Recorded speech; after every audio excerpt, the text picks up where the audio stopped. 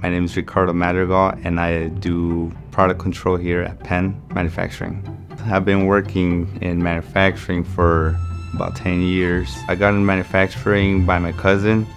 He brought me in here not knowing no skill, no nothing, and I picked up a measuring tape and a gauge. I started from the bottom and worked my way up the top of the company. For fun, I usually spend my time with my kids. I love card games, so does my son. Usually outdoors with them all the time.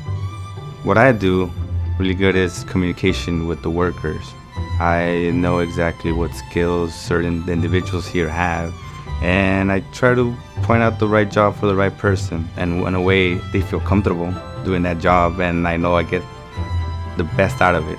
Penn has a lot of different departments: machining, welding, finishing department, all in one building, and it would benefit a customer without reaching out to many different places to fulfill their needs.